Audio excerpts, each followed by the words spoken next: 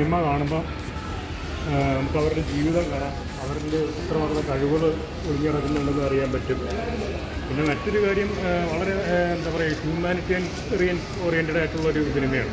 മനുഷ്യത്വപരമായിട്ട് ഉള്ള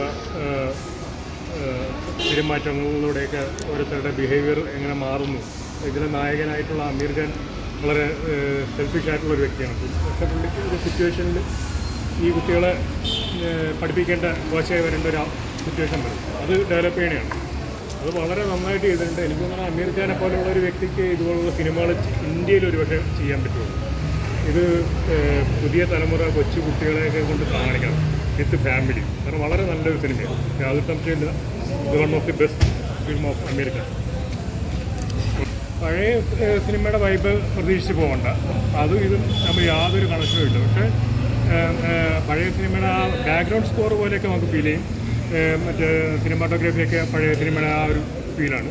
പക്ഷേ totally different ആയിട്ട് നമ്മുടെ എക്സ്പെക്റ്റേഷന് നേരെ ഓപ്പോസിറ്റായിട്ടാണ് ഇത് പ്രസൻറ്റ് ചെയ്തിരുന്നത്.